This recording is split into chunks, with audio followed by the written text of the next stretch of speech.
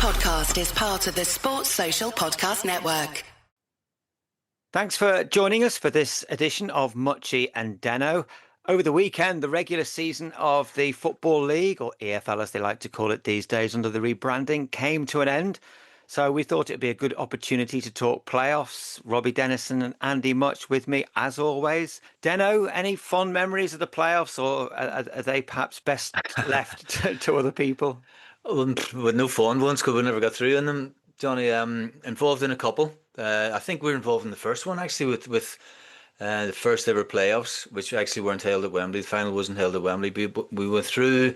It was the first year I went to the club. We went on a run of a few games, I think 10, 11 games. Finished third in the division. Ended up that we went into the playoffs. Felt a bit aggrieved about it really because it was the first year. Top three had always gone up from the division, and obviously we were ended up in the playoffs even though we finished third. But got to the final off a big cold chest in the semi. Got to the final and lost over two legs against Aldershot. And, you know, from our point of view, really, it's probably best that we didn't go up at that season. You know, we ended up the next couple of seasons getting promoted the following two seasons, but heartbreaking a little bit at the time. But it was probably best for the club and for us as a team at that time. Yeah, I think it actually worked in Wolves' favour not to go up because it was only the back end of that 86-87 season that Graham Turner really got things going and Mutchy and Bully's partnership got going. And I know Wolves finished the highest. I think there was 3 automatic promotion teams in the 4th division, and then Wolves finished the 4th. And then 5th, 6th and 7th and all the way down to 7th for Aldershot, who were about 9 points behind Wolves, and they actually got up. But I don't know if you remember, Mutchy, because you know you'd been there a little bit longer. It probably did set the scene for an amazing tilt at the 4th division title the following year by not going up then. Well, it did. It set us up really. If truth be really known, we weren't quite ready. We beat Colchester in the semi-final, and then in the final, as Robbie said, we played them over 2 legs. I remember the first leg distinctly at Aldershot, where the rain was absolutely hooling it down, and we had a few chances because we were pounding them at times, and we had a few chances, and it was like going over the line and the puddles would stop it. It was that bad. The ref thought it was fit to play. I think we ended up getting beat 2-0 that night, I think. Anyway, we got knocked out, which is, I suppose, like playoffs for anyone, is it's fantastic if you win, but the heartbreak, like Robbie said, of losing is absolutely awful. I remember I was assistant manager at Morecambe. We played Dagenham in the semi-final playoffs to get into the Football League. And long story short, we're 1-0 up with a minute to go in the second leg to actually go into the Football League. And John Terry's brother played in midfield for Dagenham, and he cracked one from 30 yards right in the top corner. So it went to penalties, and we lost on penalties. And that was absolutely devastating because the work the young lads had put in, they were lads who were desperate to play football, didn't earn a lot of money. We were vying against some big clubs, Doncaster Rovers, Dagenham themselves, who had a very good financial support from the social club and that type of stuff, Chester City. So we did marvellous well, but it was really disappointing for the lads. And they finally got up into the Football League anyway, and a lot of them lads went on to play league football, which was quite nice. But these playoffs, you know, unless you win, it's tough, innit? Yeah, it's dead tough. And it's funny you mentioned that as well, because obviously having that experience as both a player and in management, it sort of absolutely brings it home. I remember, I don't know what you think about this as well, Denno. I remember when the playoffs first started, because they're 40 years old now. The Football League is celebrating 40 years of playoffs, which is incredible, really. Wow. When they first started, there was a massive sense of injustice about the lower team going up. You know, I remember Aldershot, as a fan, being absolutely devastated and feeling it was so unjust rather, that Aldershot had gone up 9 points behind Wolves. But it's commonly accepted now. I think everyone agrees that the playoffs have added so much to the Football League. And there's no sense of, oh, well, that wasn't fair. I thought it was really unfair then. But now, 40 years on, I probably don't think it's unfair. Everyone's so used to the format. And when the 6th place team, say for argument's sake, or the 7th place team in Division 4, Division 2 as it is now, goes up and the team 3 places above them doesn't, there's no sense of injustice these days because I think everyone accepts that's the playoff. Well, after 40 years, it's not going anywhere now, Johnny. It's really here to stay, isn't it, I think? No, you're right. Obviously, the first time we were involved in the first one, and you do feel aggrieved. You definitely feel aggrieved. You finish Aldershot in the final, you finish 9 points ahead of them, and all of a sudden you're playing at a one-off, or well, it was two-legged in those scenarios. But yeah, you're playing in a game where it's win or lose, really. You know what I mean? But I feel agree, but I don't think that comes into it now, really. And I think the reason for that really was, you played 46 games in the season, fourth division, the old fourth division. So you felt after 46 games, that's how it should have been decided, and that's where you finish. If you finish third, you should end up going up. But that wasn't the case, and obviously they changed it. But now it's a big money scenario as well, isn't it? It's massive for the clubs involved. Getting to Wembley is a massive thing as well. Everybody's dreamed to play at Wembley, isn't it? So it's a massive thing for players as well. So it's a fantastic opportunity to really, rubber stamp what you've done in the league, and obviously try and move forward and get the club back in the big time again. But there's been some fantastic games over the time as well. The semi-finals, and as Mutchy said, they were minutes away from getting through. And there's a story nearly every year behind teams are almost making it, and then all of a sudden there's goals scored in the last minutes and stuff like that. So heartbreaking, but also if it is the best way to go through. If you can get through, it's the best way to go through, especially at Wembley. The playoffs probably affected your career, Mutchy, to some degree, because would I be right in saying you got to move to Swindon Town after they'd won the playoff final at Wembley? Yeah, that's right. Me pal Paul Bowden Zippy, he actually scored the winner. They were 3-0 up at Wembley against Leicester. In the days when Walshy was at the back and Thompson in midfield, all them type fellas. Leicester got it back to 3-3, and then right near the end, Swindon got a penalty. Zip scored it, 4-3, and 2 months after that, 3 months after that, I signed for Swindon in the Premier League. But Zip always reminded me that he scored the penalty that day, and I always reminded him he missed the penalty against Romania for Wales to get So we used to have a bit of banter about it, I think the purist really wants to see the teams that have done really well to actually go up. Now, Millwall, they've had an unbelievable season, right, for what they're about and the financial implications there. And because they've done tremendously well, I think people would like to see them go up for that reason. Spare a thought for Rochdale, couldn't you?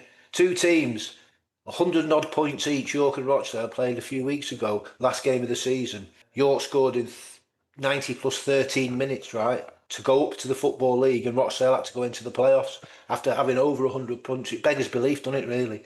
But the great thing is, I think they won the other day to get into the final, and I hope Rochdale go up. So I'm probably a purist where the teams that are the better teams, I want them to win when it comes to the playoffs, but it's not always the case. But what it does do, it keeps the season going for a lot of fans and a lot of football clubs where, they're mid-table and they put a little run together and all of a sudden they can sniff the playoffs, and it adds lots of interest. Going back to the semi-finals, that the one I remember more than anything was Watford playing Leicester again, actually. And Leicester were given a penalty last minute to make it 2-2, and they missed the penalty. I think it was Knockaert missed it.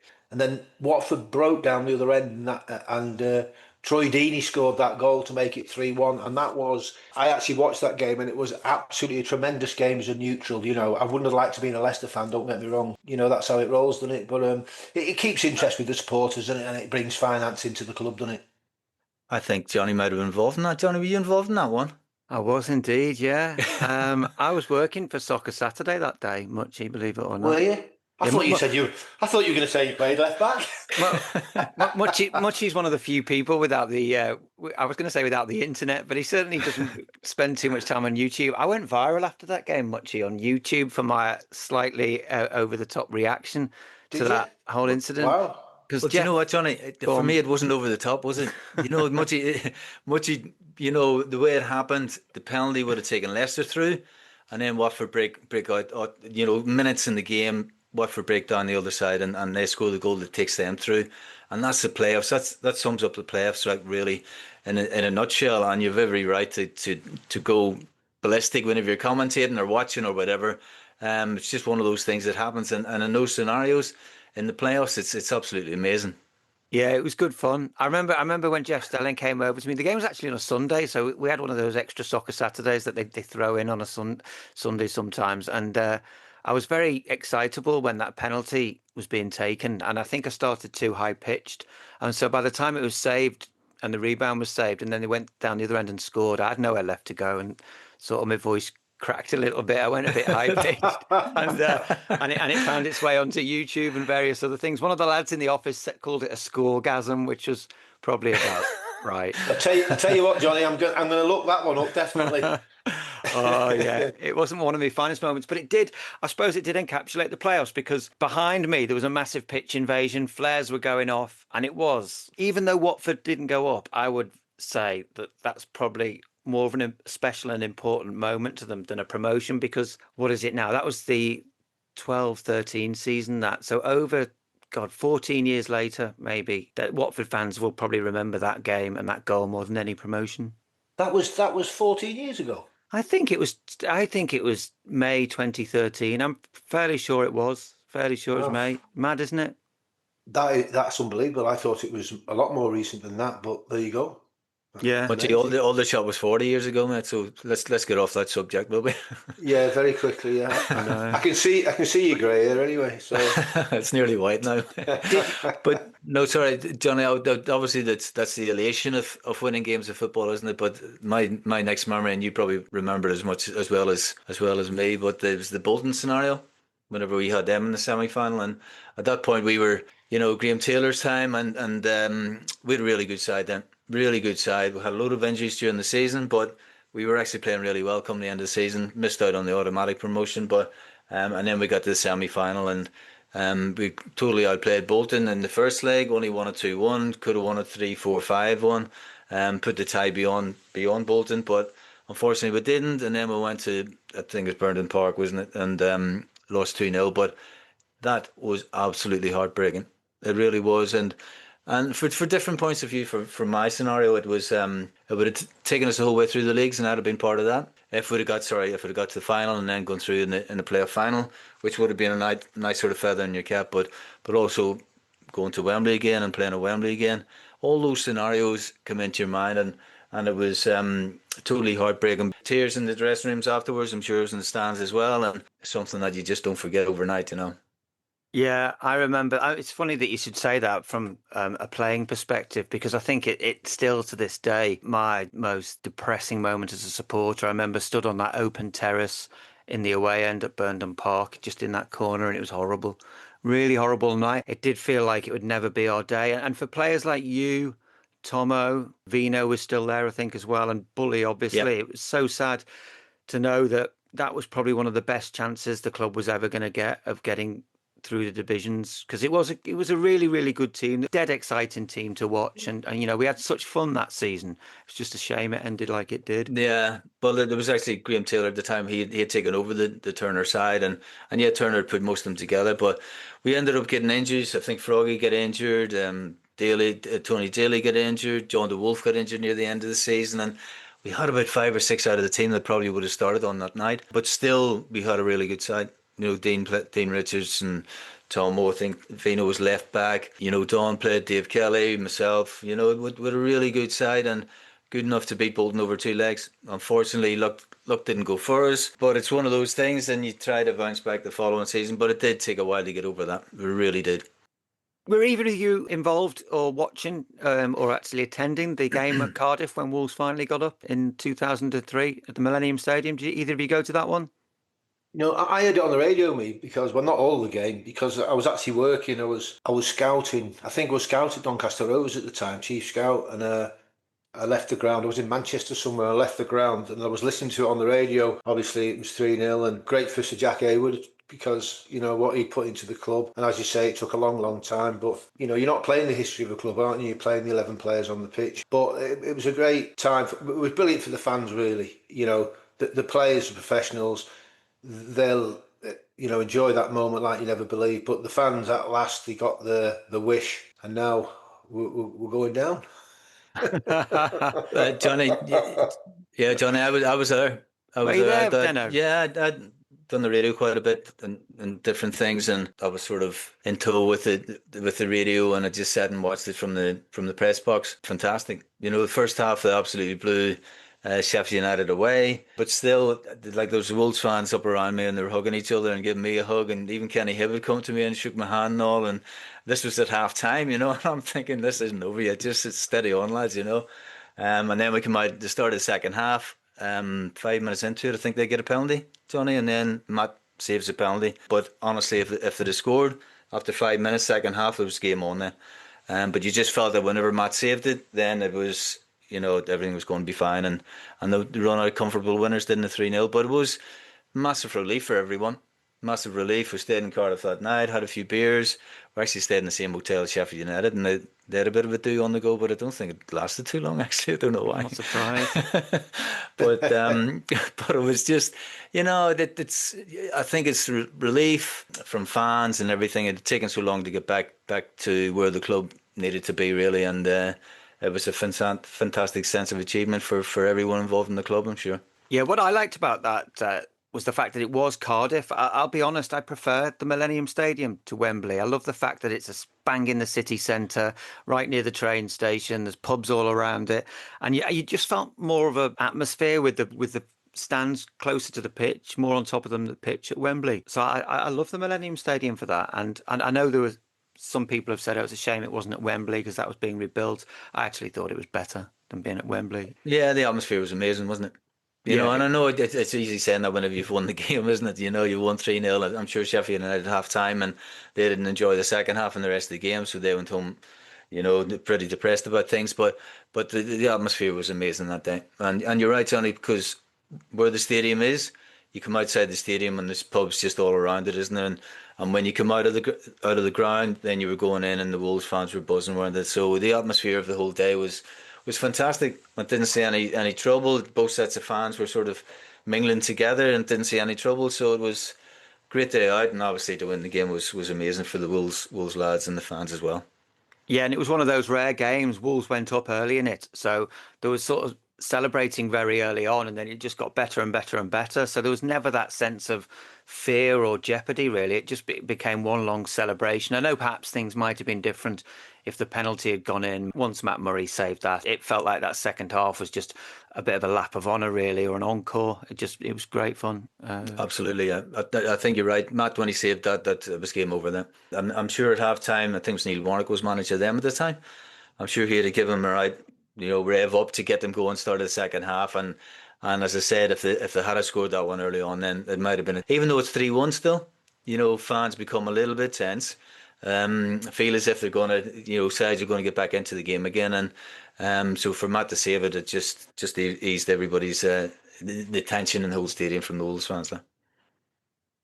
What about the Championship playoffs this time round? I'm not going to do too much of a deep dive into the players and the teams, really, but it's interesting that the four teams in it this time round do have their own little stories. We've got Millwall, Middlesbrough, Southampton and Hull. Three of them managed by overseas managers and one managed by a wily old Scot. How do you see that one? I'm not sure the Premier League would agree, but I think it'd be a great story if Millwall got promoted. Well, they've had a marvellous season, haven't they? You cannot deny that. He's got a bit of a track record, hasn't he? He did very well at Norwich, the manager, Alex Neil, and he's done a tremendous job at Millwall. I've seen Middlesbrough a few times this season, and obviously Southampton, because they're really the form team that everyone expects. But Middlesbrough missing the midfield, called Hackney, he's a hell of a player, and if he doesn't move to the Premier League, if they don't get up, I'll be absolutely amazed, because he's one of the best things I've seen outside the Premier League for a long time. So I think Middlesbrough are very capable, and Southampton are obviously capable, and then you've got Millwall and Hull, I suppose, who are less favoured from what I see. But it'll be interesting. But I rate Middlesbrough very much what I've seen over a few games I've watched them, right? But saying that, everything I predicted last week all went wrong. Tottenham won, West Ham lost, and then Forest won at Chelsea, and I thought, Christ Almighty, it was a strange weekend, wasn't it? Yeah, it's just a hard one. Such a hard one to call, isn't it? Really, you know what I mean. You look at it and I think you look at the whole scenario. They're 7 points behind. I think it was 7 points behind fifth place. So you look at them, you think they're probably not the side that's going to go up. But we know over the years that it can easily happen. They've got a two-legged against Millwall. They'll have a tough game down in Millwall. Millwall's strong down there, aren't they? So, and physically strong as well. So that'll be a tough game for Hull. And I would expect Millwall to go through that. But then you've got the winners of Middlesbrough and Southampton. And if you look at the two clubs, Middlesbrough and Southampton, and the sort of history that they have, recent history that they've had, you'd probably think that one of those two are going to be favourites. But in a one-off game, I've watched Millwall recently, and their big, strong, physical side. a one-off game at Wembley. If they get there, then they're going to be a physical side and tough to beat. So it's just a really hard one to call, isn't it? They've got 3 games if they're going to get through. 3 games to hit a bit of form, let a bit of luck go their way as well to get to the Premiership or the Premier League, Mutchy, sorry, the Premier League. So it's a big time for them all. I'm sure they're all looking forward to it and anxious as well. Yeah, I was working at the Middlesbrough Wrexham game on Saturday, and I suppose neither of the teams had the outcome they wanted. Borough didn't get up automatically, although they virtually knew that was never going to happen, and Wrexham didn't make the playoffs. But I do agree with Mutchy. They're a really good team to watch, and they've got some special players in there. I just think it would be a really nice story to see a team like Millwall go up, given that the resources are so limited. I think what Alex Neil's done there is fantastic. But obviously, having worked there and having spent quite a bit of time there this season at various stages, I generally will go a couple, 2 or 3 times a season to that ground. It needs so much work if it's going to be in the Premier League. And the idea of all these fans and arguably Premier League tourists, because every club has Premier League tourists these days, rocking up to Bermondsey for their football at that ground. It'll be quite interesting and certainly colourful. I remember rocking up to the old Den whenever I was I was at the Albion. We played them in a night game in one of the cup games, and honestly, we're driving down and there's no lights on anywhere. And I'm thinking, where are we actually going here? You know what I mean? And then all of a sudden we sort of parked up and we could see a couple of lights, and it was just the lights of the offices. The lights on the ground and all hadn't been switched on. It was really eerie, you know what I mean? And I think, and looking at the 4 sides as well, I've played on all the old grounds. I haven't played on any of the new grounds. You've got the new Den, Millwall, you've got St Mary's, Southampton didn't play, Riverside didn't play, and also you've got Hull, which is, what's that? Is it the Kingston Communication Stadium or something like that? It's changed a few times, hasn't it? Yeah, but it used to be KC, wasn't it? Yeah, it used to be Boothby Park, didn't it? Park, so I've played in all the old ones, so I'm probably not the best one to talk about the sites at the minute, but it's anybody's, isn't it, really? It's going to be tense and it's going to be tough for them all. Well, didn't Mick McCarthy, he was playing manager at Millwall when they were in the old Den, and they used to have some side. They had Cascarino, Sheringham, Terry Orlock in midfield. They were a proper team then, but the ground was a bit iffy, wasn't it? And then obviously they moved to the new Den, and I actually played at the new Den, and I've also played at the Riverside, which is mad really, because most of the modern grounds now, been quite a lot of them, haven't there? So you could arguably say you've played loads of grounds, nearly all of them, and then all of a sudden, all these new grounds have popped up. So, you miss out on that. But I think Millwall, like Johnny said, it's like romantic, and it's only small margins. You usually find that these sides near the end of the season, they usually dip in form because they're sort of getting ready for the playoff situation. And I don't think Middlesbrough played brilliantly well just of late. The only team that's really got form is Southampton. Even Millwall have had indifferent results over the last 3 or 4 weeks. But as Johnny said, it'd be great for Millwall to get there because it's the romance of the playoffs, isn't it? I'm sure all the other London clubs will be cheering them on as well, Mutchy, won't they? Oh, of course they will. Millwall, yeah, they'll be loving it. They'd love to see them in the league, in the Premier League, wouldn't they? Yeah. Millwall and Tottenham swapping positions. There's one for you. That'd be something that many people might not have predicted at the start of this season, although it is probably looking more like West Ham are going down. Those names you mentioned there, Mutchy, Cascarino, Sheringham, that was good Millwall team. That was George Graham's Millwall team, wasn't it? And then Mick came a few years later, but they had a team in those days, and I think they got into the old First Division before the Premier League. I played against Mick. He was centre half as player manager. Oh, wow. And there was a lad called Rhinos. I think his name was Stevens. He was a tough nut at the back, yeah. Ironically, I played with Terry Orlock at England B, He looked like a gypsy, you know what I mean? He was a tough fella, like. It wasn't the friendliest place to go to, the old Den, I'll tell you that for nothing. In fact, when we played at the new Den, we had the fans on the coach trying to get at us, They just all jumped the coach, and I thought, oh, here we go, But we somehow blagged it, and off they got, you know what I mean? So away fans who go to Millwall will know that what they do, you come out of the train station, and then they segregate them. They have the home fans walking off in one direction, and the away fans have to go off down this alleyway just into their section, and they keep them completely separate. And then when the ones that are arriving by coach come in, they're driven down this lane, well protected by police, and they go straight into the away end. So Of all the stadiums in the country, it's one of the most segregated there is. And I know there's still segregation inside the grounds, but once you're outside the grounds, most fans can mingle these days. But at Millwall, it just stays so segregated. It really does. So it's going to be interesting if they do get in the Premier League. What about this new format that's going to come in next season where 8 teams are going to be vying for promotion in the Championship, and I imagine in the leagues below, but let's just talk about the Championship. So you've got the top 2 going up, and it's not just 3, 4, 5 and 6 playing off, it's 7 and 8. What do you make of that? Have they given a reason for it? Because I Well, just don't understand that at all, really. We know the reason, don't we? It's money. it is Of course, money. yeah. It is It's money. all, it's to keep the interest, to get more people coming through the turnstiles. It gives them a better platform to sell the TV rights. All these different reasons, but it all boils down to the same thing. It's like, like the World Cup with us. I think there's 48 teams in the World Cup.